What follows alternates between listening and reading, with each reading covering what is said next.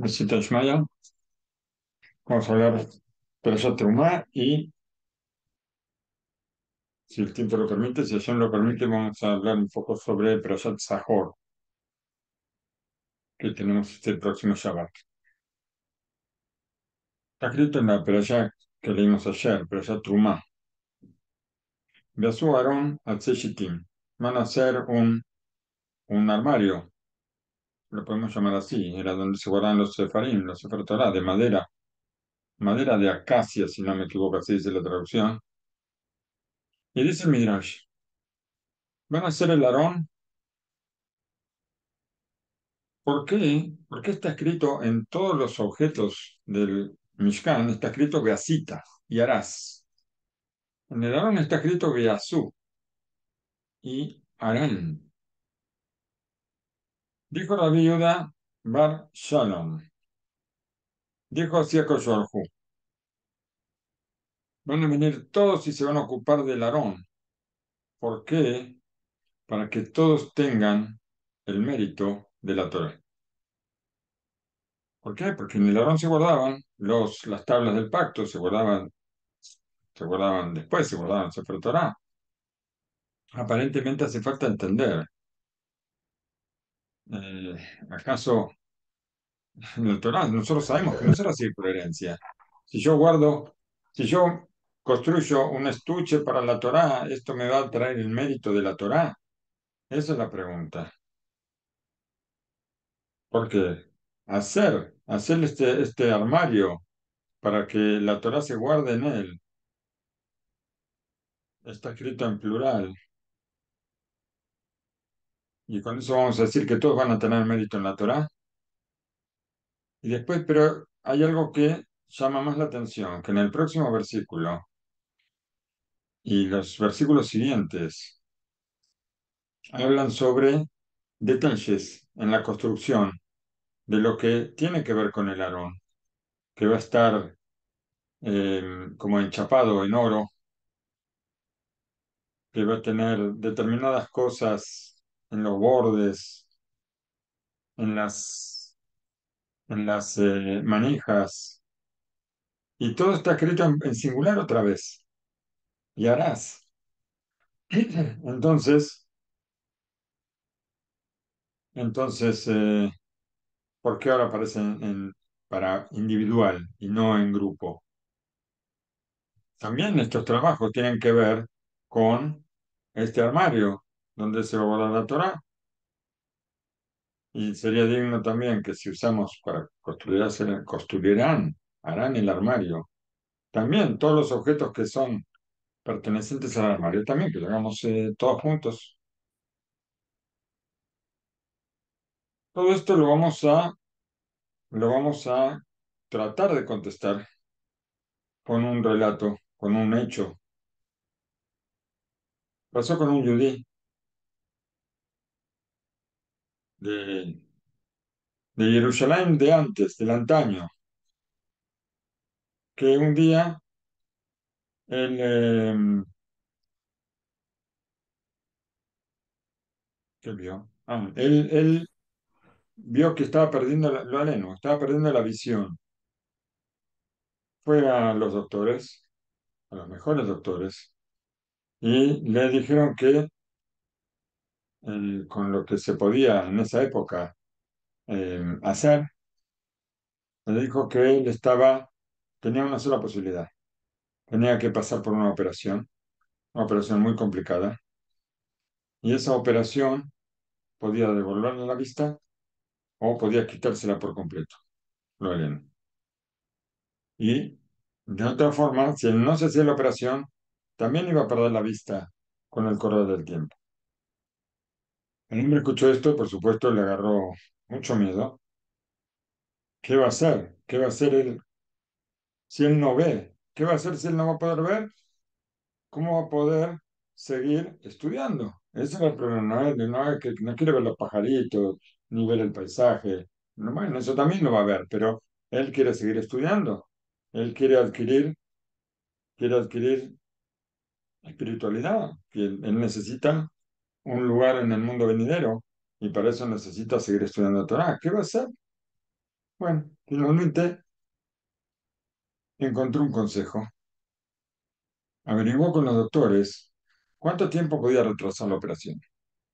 Por supuesto, sin que esto le traiga un, un daño, que le provoque un daño mayor. ¿Hasta qué momento él podía esperar para operarse sin que esto provocara un daño mayor de lo que ya tenía? Y los doctores le dijeron que él tenía 6 meses. 6 meses era el tiempo máximo que él podía esperar para realizar la operación.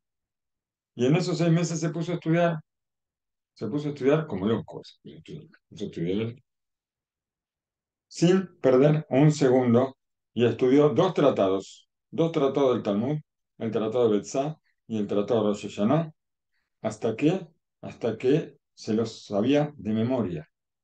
Los estudió una y otra vez, hasta que lo supo de memoria. Ahora ya estaba más tranquilo.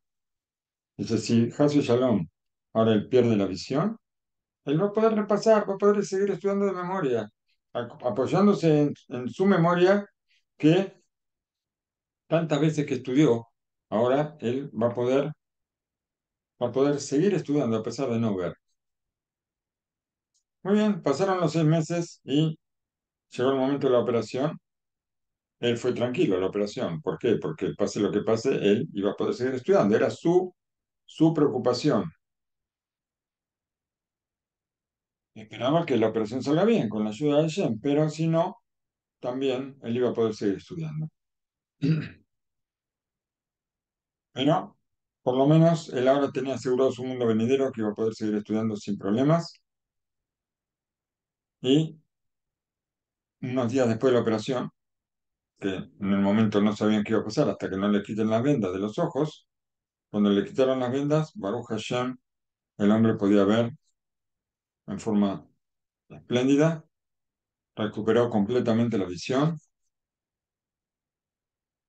y, por supuesto, que quedó en el olvido el peligro de quedar ciego. De todas maneras, de todas maneras, él siguió estudiando estos dos tratados. Los estudió mucho mejor y aprovechó cada momento que tenía para aumentar conocimientos, repasar una y otra vez, para que para tenerlo mejor, para saberlo mucho mejor. Y así está escrito que cuando llegó el final de sus días, había estudiado y repasado estos dos tratados más de 4000 veces. Increíble. Él le pidió a sus hijos, como un pedido especial, que sobre su monumento escriba su historia. ¿Para qué? Para que las generaciones siguientes puedan aprender hasta dónde una persona puede ganar, puede adquirir espiritualidad cuando hay amor a la Torah. Porque por mérito de ese amor y ante la sospecha de quedarse sin poder estudiar, él consiguió que esos dos tratados del Talmud, Betzaira y Shoshana, pueda repasarlo tantas veces.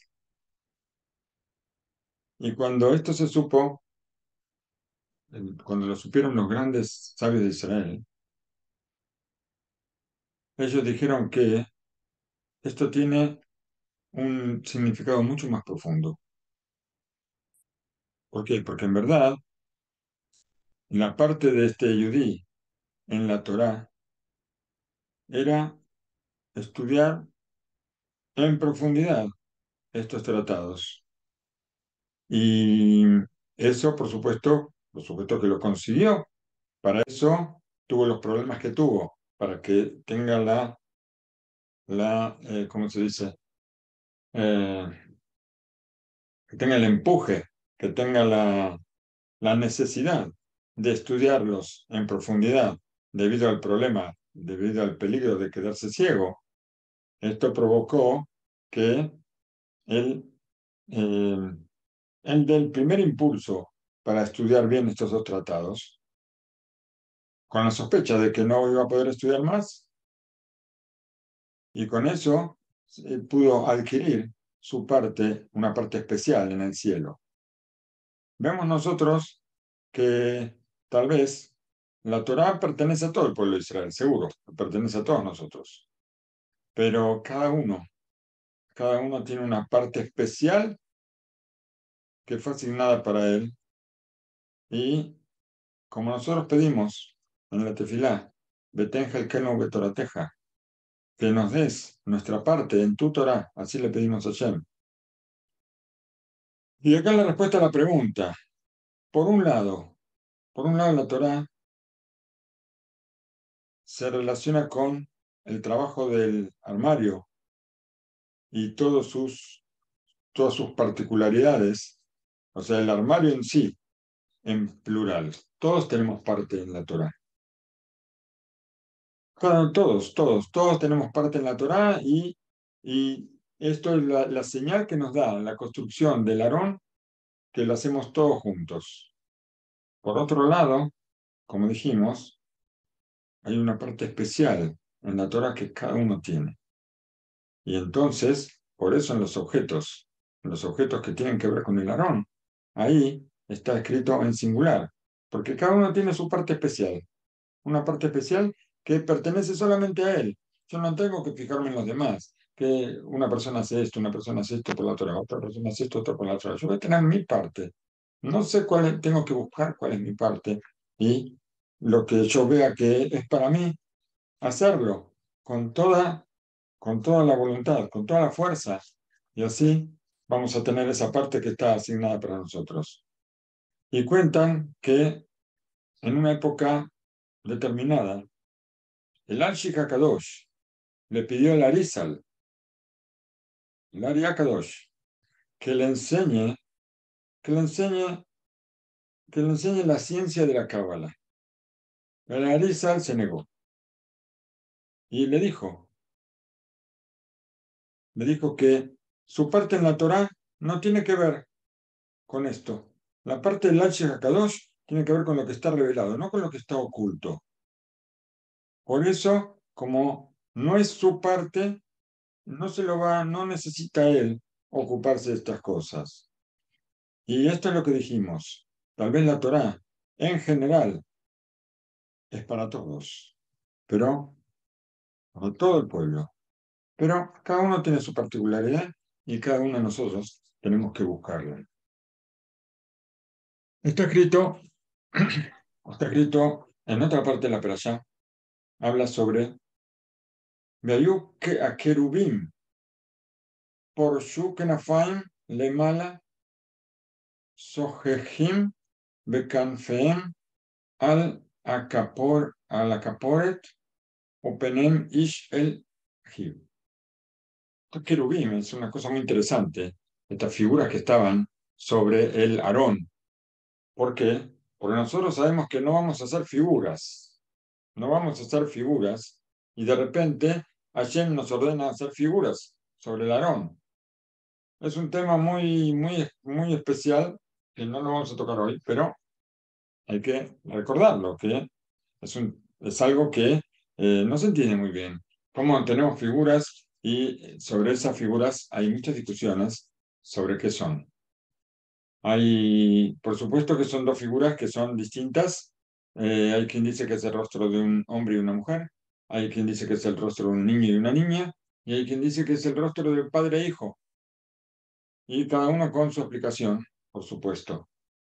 Pero nos dice acá que estos querubines, la palabra cru, que aparece en la Torah aquí por primera vez, no es como lo que nosotros conocemos como cru, que cru es repollo. No, no es eso, por supuesto. Cru en lenguaje, si no me equivoco, en arameo, eh, aparece en el Targum, aparece como rabia. Rabia son figuras de niños, son bebés. Y nos dice aquí que extendieron sus alas. También hay que ver por qué tienen alas. Extienden sus alas sobre el caporet.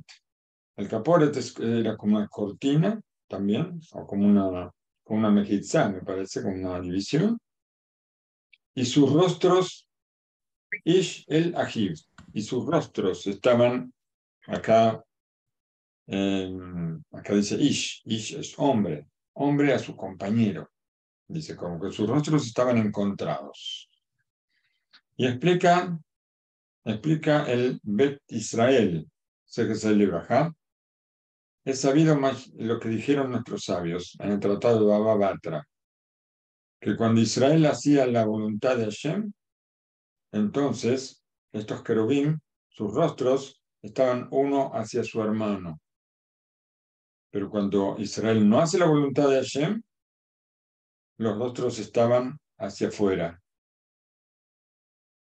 Y esto viene a señalarnos que cuando una persona mira a su compañero, mira a su hermano, cuando una persona ve la necesidad de su hermano y no mira para otro lado cuando mi hermano necesita algo, entonces ahí es el momento cuando nosotros podemos hacer una bondad a nuestro compañero. Esto se considera que estamos haciendo la voluntad de Hashem. Sobre esto nos dice Abraham Elimelech Biderman Shilita. Contaron sobre un hombre justo, Rabbi Yerujan, un hombre justo, el Gaón, Asadik, Rabbi Yerujan Mimir, Rabeno Yerujan, sé que es el libro Ajá, que una vez subió a un tren y subiendo al tren, sobre el tren, no como los de hoy, que nosotros estamos un paso adelante y entramos, un tren que tenía escalera para subir. Y subió las escaleras del tren y en el momento que justo cerraban la puerta y un zapato quedó fuera. La puerta cuando se cerró le enganchó un zapato y ese zapato cayó fuera y ahora no podía volver. La puerta se cerró, ya está, la puerta se cerró, no se abre, no se abre, no podía agarrar ese zapato y el tren ya estaba por salir. En ese instante, Rabbi Rohan, ¿qué hizo? ¿Alguien conoce el relato? ¿Alguien conoce el relato? Parece que no. No, yo no, Bueno, yo no. ¿qué hizo Rabbi Rohan? Inmediatamente se sacó el otro zapato y lo tiró por la ventana. Ah, ¿cómo puede ser? ¿Cómo puede ser? No dice que Rabbi Biderman que lo que hizo, tal vez todos podríamos hacerlo, tal vez, pero después de pensar un momento. Rabbi Rohan no pensó nada, lo hizo en el momento. ¿Por qué? ¿Qué fue lo que hizo? Le preguntaron por qué. ¿Cómo se le ocurrió hacer una cosa así? Y él dijo lo siguiente.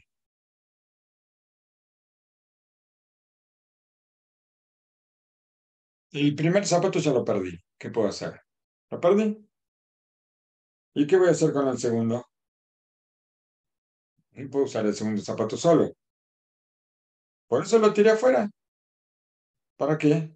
Si alguien lo encuentra un zapato y después encuentra el otro y lo puedo usar. Yo ya no lo puedo usar. Yo ya el primer zapato lo perdí. Por lo menos ahora que lo use otra persona. Por eso nos dice, tal vez alguna persona podía haber pensado eso también. Pero capaz lo pensamos cuando llegamos a la otra estación de tren, no enseguida. Como él que pensaba, en todo momento pensaba cómo podía ayudar a nuestros semejantes. Es un pensamiento de mucha grandeza, mucha grandeza. Al principio causa gracia, ¿no? Se me cayó un zapato, tiro el otro, ¿qué significa? ¿Eh? Alguien nos va a encontrar una persona que lo necesite y le va a servir. Y también explicaron los justos lo que está escrito, Upenem ish elahim, el Acaporet, que los rostros de estos querubín estaban uno hacia su hermano, sobre el Caporet. Cuando los rostros están uno hacia el otro, sin discusión, sin odio, entonces nos hacemos merecedores del caporet, que el caporet viene de la shon capará, o sea, perdón. Y más dijeron, Shiraf, Anaki, Navirot, que Tinok, a ver, que también una persona que está limpia de pecados, como un bebé que nació, se llama Rabia. Rabia, dijimos que Rabia es el nombre que aparece en la Gemara y que habla sobre los bebés. Debe ser en idioma arameo, seguramente. Disculpe, Rab, Sí, ¿cómo se escribe Rab? Rabia es Resh Bet Yud Aleph. Resh Bet Yud Aleph. Eso aparece, así aparece en el Talmud. En el Talmud aparece así cuando se refiere a los bebés. Los bebés no tienen pecados, por supuesto. Y no solo eso, sino que dijimos en el versículo que estas dos figuras extendían sus alas hacia arriba, por sobre los hombros. Todavía esto todavía no se llama hacer la voluntad de Hashem, hasta que, hasta que sus rostros estén uno hacia el otro, que Dios Panab el Javeró, ver el rostro de mi compañero y, porque si extender las alas hacia arriba significa que están eh, con Hashem, que están cumpliendo la voluntad, no cumpliendo la voluntad de Hashem, sino que quieren hacer las cosas como Hashem dice. Pero esto es en las cosas que tienen que ver con Hashem. Esto todavía no quiere decir que hacen la voluntad de Hashem. Hacer la voluntad de Hashem significa que estén bien con su compañero. Nosotros tenemos muchos preceptos que tienen que ver con Hashem solamente. Por ejemplo, si yo cumplo Shabbat o no en mi casa, en mi cuarto, nadie me ve.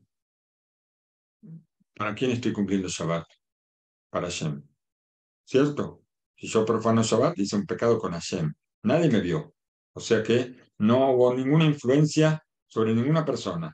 Si yo lo hago en público, por supuesto, esto puede causar una impresión mala en la gente o puede empujar a otra persona a pecar, no sabemos, pero eso ya tiene que ver con la gente. Pero si yo estoy solo en mi casa, encerrado y cumplo Shabbat o no, esto es una cosa con Hashem. Cuando los ángeles se extienden, cuando estos querubines, no son ángeles, estas figuras extienden sus alas al cielo, están mostrando que todos los preceptos que tienen con Hashem están con él, están cerca de Hashem. Pero todavía esto no se llama cumplir la voluntad de Hashem. Cumplir la voluntad de Hashem, cuando sus rostros se miran, se enfrentan uno con el otro, como dijimos, sin discusiones, sin odio, y para ayudarse uno al otro. Esto es la voluntad de Hashem. Hashem nos trae el mundo acá, no para nosotros, sino para los demás, para que nosotros seamos como hermanos y que no haya odio gratuito, que haya amor gratuito. Esto es lo que quiere hacer de nosotros. Que cada uno ayude a su compañero en lo que pueda, tanto sea en una palabra, tanto sea en un hecho, tanto sea en dejar pasar alguna cosa. Y así, y así, inclusive devolver bien por mal. A esto también se llama hacer la voluntad de Hashem. Una persona me hizo algo que no es bueno y yo le devuelvo con una cosa buena. Esto es la categoría más alta. Es lo más difícil, por supuesto. Pero esto es lo que Hashem quiere.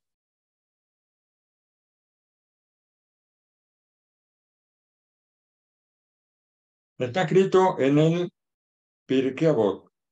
Yuda ben Teima dijo que seas rápido como el es. A ver, no, fuerte. Fuerte como la pantera.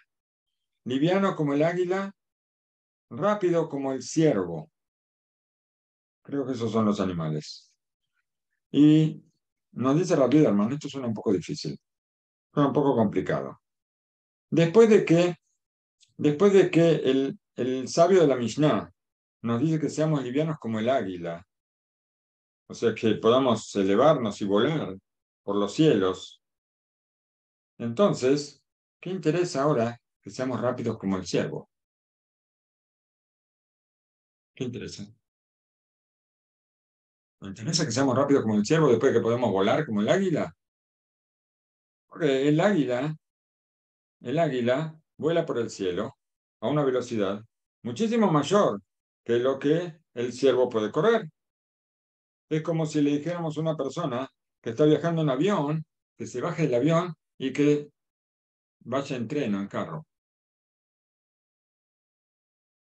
Otra cosa complicada es que no encontramos en las palabras de nuestros sabios que el ciervo tenga mucha fuerza y que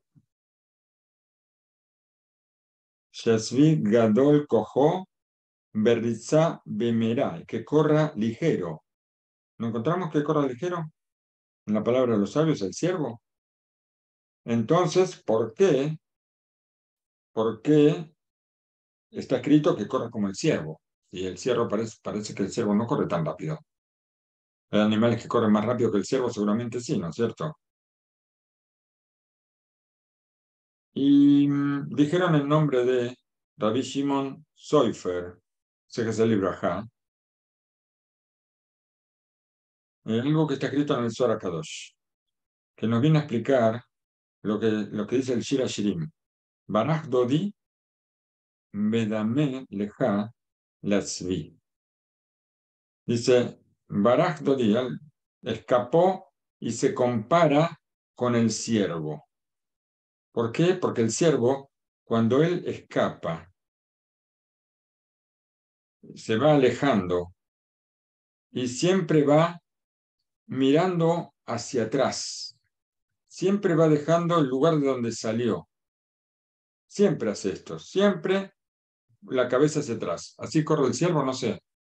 Yo nunca vi correr un ciervo, pero no sé si alguien vio correr a un ciervo.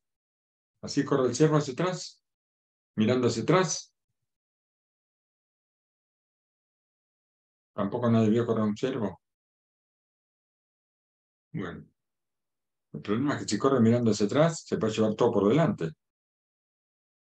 Bien, de esta manera nosotros le pedimos a Shem que también cuando provocamos con nuestros pecados que Hashem se aparte de nosotros, lo aleno, también que se escape, pero se compare con el siervo, que siempre con la cabeza hacia atrás, como que, como que siempre nos va a mirar a nosotros y no va a separarse de nosotros del todo. Y de acuerdo a esto, explicamos las palabras de Yuda Ben Teima, ahí en el Pirkei Avot, que dijo que debe ser liviano como el águila. También cuando te elevas hasta los cielos y extiendes tus alas, entonces, por favor, que seas como el ciervo, que el ciervo siempre mira hacia atrás, lo que va dejando, y recuerdes que todavía hay personas en el mundo que no quieren separarse de ti. Y no vivir, no, un momento, esto no se lo decimos a Shem, esto se lo decimos a quién, a Bekal Kanesher, Afgan Besha, Sheeneja Magvia. Está hablando de una persona con otra, dos compañeros, cuando se alejan uno del otro. Si vuelas como el águila, te elevas a los cielos, entonces mira hacia atrás. Mira hacia atrás que hay personas en el mundo, hay otras personas en el mundo, no estás tú solo. Tú de repente te elevas y te quieres separar de todos, no estás solo. Hay otras personas en el mundo, no vivas solamente para ti. Y como dijeron en broma un poquito, que cuando Sheineja Boer Utelavet Nishmat Zachor Beal Tishkach Sheyesh Kol Hai. A ver, tenemos la tefilá, todos conocen la tefilá Nishmat Kol Hai, que decimos en Shabbat. Y dijeron en forma de broma que cuando tú estás con mucho fuego, fuego de elevación en el alma, recuerda y no olvides que también está Kol Hay, Nishmat, tu alma se eleva, se quiere escapar. Recuerda que hay Kol Hay. No eres la única persona en el mundo. Y esto viene a señalarnos lo que dijimos. Como está escrito, Kuma Besrat Israel. Kuma Besrat Israel, decimos nosotros antes de decir la mitad de Shachrit. ¿Qué significa? Levántate y ayuda a Israel. Antes, antes de empezar la mitad. Antes de cada cosa, mira la necesidad de tus hermanos. Y vean, Jalila, Bait, ¿qué es esto? A ver, déjame ver de qué está hablando. Que vean, Jalila, Penim al-Bait. Porque si estos los dos querubín que estaban enfrentados uno con el otro, ellos no están mirándose uno al otro y están mirándose cada uno a un lado. Shemeshivet panav leajorer reeu veeno mitbonen. Si yo no miro a mi compañero, no pienso en qué yo puedo hacerle bien a mis hermanos. Entonces, también, si levantas las alas y tú te comportas con mucha justicia con Hashem, todavía no se considera que haces la voluntad de Hashem hasta que tú te comportes como corresponde con tu compañero. Una vez, una vez gritó, a ver, no, un momento, no estuvo aquí, explicó un justo y santo las palabras de nuestros sabios que dijeron en el Tratado de Berjot. Si tú ves una persona que está con sufrimientos, revise sus acciones. Dile que revise sus acciones, no que proteste ni nada por el estilo, ni que piense por qué le vienen estas cosas. Hay ahí justamente en la Gemara hay un relato sobre Rabuna, que era multimillonario y tenía muchos 400 barriles de vino que se le avinagraron de un día para el otro. Y entonces Rabuna, un sabio de la Gemara, un Emorá, vinieron los sabios y le dijeron si había revisado sus acciones y dijeron, ustedes están dudando de mí, ¿saben? Yo soy Rabuna, soy un sabio de la Gemara. ¿Cómo están preguntándome si yo estoy pecando? Y los sabios le dijeron, ¿y tú piensas que Hashem va a hacer algo porque sí? Si Hashem te trajo una pérdida semejante, ¿va a ser porque sí? Ahí pensó, ahí pensó, no encontró nada y dijo, si alguien sabe, dígame lo que hice. Le dijeron, y bueno, ahí termina el, el relato que él reconoce lo que hizo, que se va a corregir, y los barriles que se avinagraron se volvieron vino otra vez. Y hay otra opinión que dice que subió el precio del vinagre al mismo valor del vino, o sea que no perdió absolutamente nada. ¿Por qué? Porque hizo teshuva. Pero acá nos dice otra cosa. Cuando a una persona le vienen problemas, sufrimientos, cualquier tipo de daño, que revise sus acciones. Si él revisa y no encuentra, que, que sepa que esto es por anular la Torah. No estudió Torah como corresponde. Y hace falta entender por qué. ¿Por qué no decimos de entrada? Una persona tiene sufrimientos, le pasa algo, que piense que por evitar Torah, por no estudiar la Torah, ¿por qué tiene que revisar sus acciones primero? Muy bien. ¿Por qué? Porque todo tiempo que la persona tiene un problema con su compañero, todo tiempo que el pecado de él es un pecado de tal vez dar vuelta la cara a su compañero, no ayudarlo cuando él necesita ayuda y él puede ayudar. Entonces, ese problema es mucho más grave que la anulación de la Torah. A pesar de que Talmud Torah Keneged Kulan, como decimos, el estudio de la Torah está frente a todo, pero el estudio de la Torah es una cosa que está entre Hashem y yo.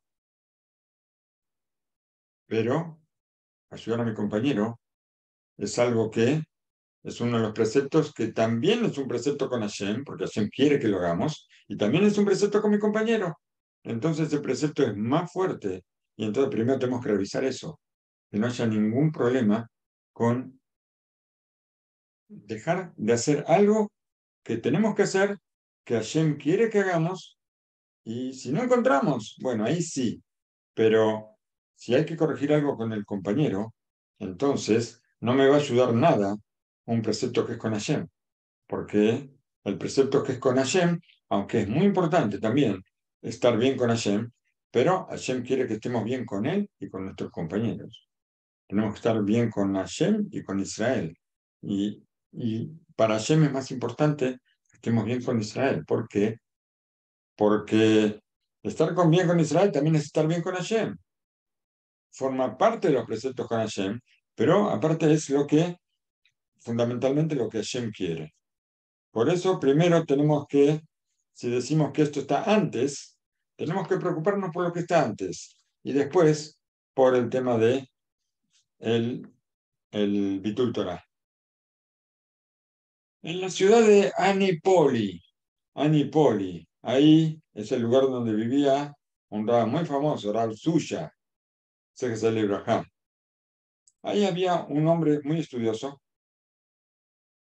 que era un genio, realmente un genio, y sabía muchísimo, muchísimo sobre Torah y estudiaba mucho, por supuesto, si no, no va a saber porque ya sabemos que la Torah no es herencia, hay que estudiar. Pero, pero en las cosas que tenían que ver con sus compañeros, no se cuidaba mucho. Le llamó Rav Suya y empezó a hablarle y le contó un relato. Le contó sobre un millonario que él había comprado para él un abrigo nuevo, muy valioso, muy valioso, pero había pagado muchísimo dinero. Y tan bonito era que la gente que lo veía no podía sacarle los ojos encima. Era algo que no envidia. Era muy hermoso y todo el mundo lo miraba y lo alababan al millonario, alababan su abrigo, pero era algo imposible. No podían dejar de mirarlo. En ese lugar vivía un hombre muy pobre que siempre tenía que andar juntando plata, juntando dinero por las puertas, golpeando las puertas de las casas. Cuando vio todo el honor que recibía este millonario por su abrigo tan valioso, ¿qué hizo? Puso manos a la obra, este hombre pobre que juntaba por las casas. Vendió su casa, vendió su casa para comprarse un abrigo como ese. Compró, compró el abrigo y muy parecido, o tal vez igual, al que usaba el millonario. Cuando el pobre llegó, así vestido, todo el mundo dijeron, Ateles Hashibut el Bet a Midrash, a ver, él entró así, con toda importancia, con el abrigo puesto, entró a la casa de estudio y todos los que estaban ahí empezaron a reírse a carcajadas y no podían parar de reírse, de burlarse de él. El hombre se preguntó y les dijo a ellos, ayer, cuando llegó el millonario con este abrigo, todos lo alabaron y estaban embelesados con el abrigo que él tenía. Entonces, ¿cuál es la diferencia entre ayer y hoy? ¿Por qué a mí se me burlan y a él lo alaban? Le explicaron, le explicaron sus compañeros, se lo explicaron de muy buena forma. que este millonario que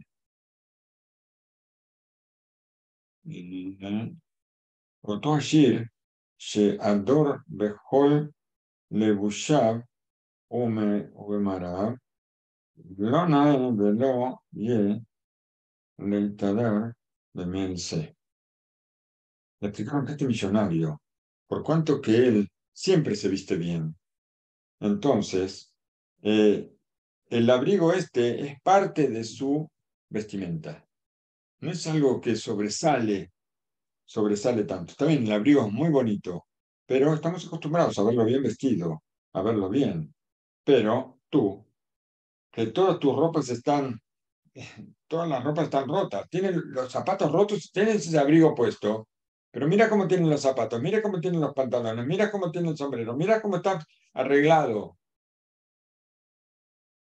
Él está, o sea, el abrigo sobresale, pero él está ordenado, tiene toda la ropa prolija, toda la ropa fina, todo bien, bien vestido, bien limpio, todo.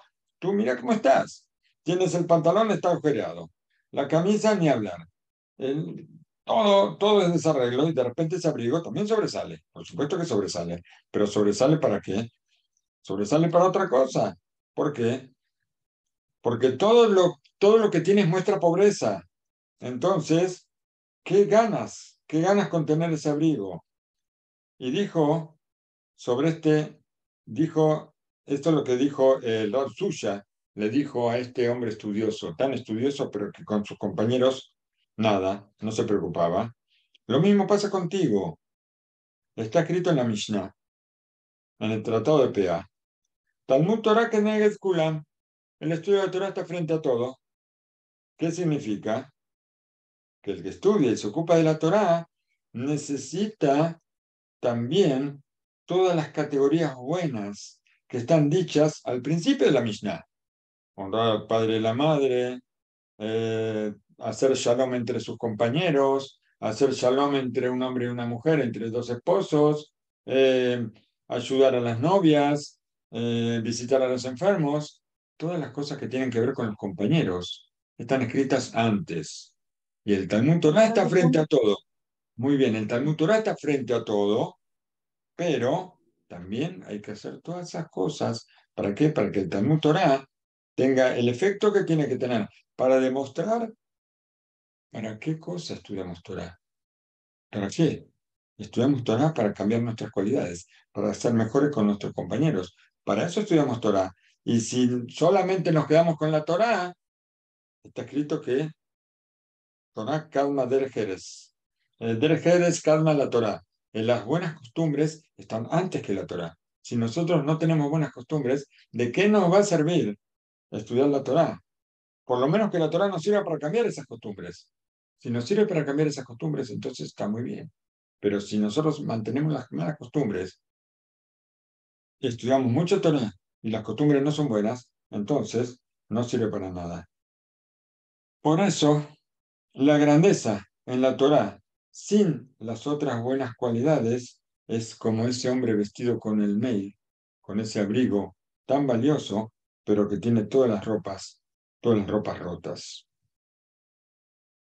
Dicen, dicen la Perashá, otra cosa importante, hay muchas cosas importantes, por supuesto. Hay quien dice que la Perashá Terumá no hay lo que hablar. Así me dijeron el otro día. En la mesa de Shabbat estaba mi yerno, me puedo hablar de él porque nadie lo conoce, así que puedo hablar de él. Estaba mi yerno y le dije, yo hoy no estudié nada. A mi hijo también, uno de mis hijos, digo, yo hoy no estudié nada, así que hoy tienen que hablar ustedes. Pero siempre me hacen hablar a mí. Entonces, le digo, tienen que hablar ustedes. Y me dice mi yerno, no, pero eso humano no hay nada que hablar. No hay nada que hablar. Hay mucho que hablar. Baruch Hashem, hay mucho que hablar. Está escrito en la Perashá, Basuli Migdash, Beshahanti, Betoham. Y van a ser para mí un santuario, dice Hashem. Beshahanti, Betoham. Y voy a estar en ellos. ¿Qué significan ellos? Dijo el Shihakadosh. No está escrito Beshahanti, Betoho. Van a ser un santuario y yo voy a estar en él. no dice yo voy a estar en él, voy a estar en ellos. ¿Qué quiere decir en ellos? En ellos quiere decir dentro de cada uno y uno de ustedes. Ahí voy a estar yo. Y hay una cosa, novedad muy grande que encontramos en las palabras del Maral Miprag. Está escrito en el Midrash que una persona que hace teshuvah, una persona que se arrepiente, se considera como si hubiera subido a Jerusalén, hubiera construido el Bet HaMikdash y está trayendo las ofrendas, los sacrificios que está escrito en la Torá, los está trayendo esta persona al Bet HaMikdash. Y explicó el Maral, el Maral del Midrash, y dijo que una persona se considera como un Mikdash, como un santuario. Y si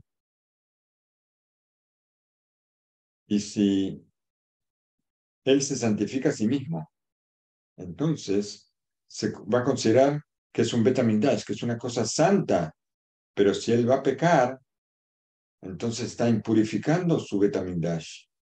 Por lo tanto, el que peca impurifica el Bet HaMikdash, que es él mismo, y el que hace Teshuvah, el que se arrepienta, es como si construye el Bet HaMikdash de nuevo. De estas palabras, nosotros podemos aprender algo maravilloso. Maravilloso. Una persona que hace Teshuvah, me arrepiento de los pecados que hice y ahora yo construí mi propio Bet HaMikdash. Es una cosa maravillosa. Pero por otro lado es una cosa terrible, porque cualquier pecado que hagamos se considera impurificar el Bet HaMikdash. Y esto es una cosa terrible. O sea, lo maravilloso está, pero lo maravilloso trae lo terrible también. Por eso, bueno, pero quedémonos con lo maravilloso, por supuesto. Porque nosotros mismos somos un Bet HaMikdash. Y lo aleno, un pecado, lo va a impurificar. Estas palabras las escribió el Yarot de Bash, David Jonathan o Jonathan Aibishis, se celebra acá, y Alma de Matzinu, algo que nosotros encontramos, que en Yom Kippur se traían dos corderos, ¿no? Dos corderos eran que se traían, uno para Hashem y otro para Azazel. ¿Eran corderos o eran terneros? No me acuerdo. O eran cabritos. Bueno, no me acuerdo qué eran. Dos seirim y los dos tenían que ser iguales, el mismo color, el mismo peso, la misma forma. ¿Y qué pasa? Uno de ellos, el que se acercaba, el que se sacrificaba, este traía perdón por Tumat Migdash Ukedasham. Este traía el perdón por la impureza del santuario y sus santidades. Así está escrito en el Tratado de Shevuot. Y el otro, el que se mandaba a Sacel, el que lo mandaban lejos, lejos, lejos y lo llevaban hasta una colina bien alta y lo tiraban por la colina y se despedazaba, este traía perdón por cada uno de los pecados que la gente hacía. Y la pregunta, tal vez, el, el que se traía, el que se sacrificaba ahí en el Bet HaMikdash, el perdón que traía era un perdón muy pequeño, tal vez. ¿Por qué? Un perdón por la impureza del santuario y sus objetos, sus santidades. En cambio, en otro, por todos los pecados que hacía todo el pueblo. Explicó Rabbi Jonathan. ¿Qué explicó? En verdad, todo Israel son, son kesherim, son personas aptas, son personas buenas y tienen una santidad muy especial. ¿Por qué? Porque la divinidad reposa en cada uno de ellos, como dijimos. Beshahanti Betoham. Háganme un santuario y yo voy a estar dentro de ustedes. Pero se mezcla una impureza aquí. Se mezcla una impureza que es algo peor todavía, que es la impureza de cada uno. Cuando yo hago un pecado, yo impurifico mi Betamigdash. Y esto trae el perdón, justamente este corderito que se ofrendaba en el Betamigdash, que dijimos que aparentemente el perdón que trae era poco. No, el perdón que trae es mucho, porque la impureza que yo puedo provocar con mi pecado a mi Betamigdash interior que yo tengo es terrible, es terrible. Por supuesto, la Teshuvá va a construir ese Betamigdash otra vez, pero mientras tanto, ¿qué? Mientras tanto, nosotros necesitamos traer el perdón a nuestro interior. Por eso está escrito sobre este Seir que él va a perdonar sobre las santidades y las impurezas de los hijos de Israel en todos sus pecados, exclusivamente por lo que uno se impurificó solo, o sea, impurificó su Betamigdash. Y de acá no pensemos, no pensemos que la persona que se santifica, a ver, Baltaksho, que a Mekadesh Asmo nace Mishkan. No pensemos que la persona que se santifica se va a hacer súper santa y el que no va a tener absolutamente nada. No, no. Así explica cuál es la realidad. Todo Yudí, que es un Betamindash, si él se santifica a sí mismo, Asher lo beashrei helko. Dichoso él y dichosa su parte. Si Hasu Shalom, él no se santifica, entonces él está impurificando el santuario. Por eso, si cada uno de nosotros somos un Betamigdash, ¿cuánto tenemos que preocuparnos de guardar la santidad? Y escribió el libre Israel. Sé que es el libro, que hay un Ganeden. El Ganeden de los hijos de Israel está en los cielos y el Ganeden de Hashem está en este mundo, dentro del alma de cada persona que se santifica a sí mismo. Ahí va a estar el Beto Midrash de Hashem. El Ganeden de Hashem está dentro de cada uno de nosotros y dejemos que Hashem lo encuentre. Eso es lo que tenemos que preocuparnos para que Hashem lo pueda encontrar.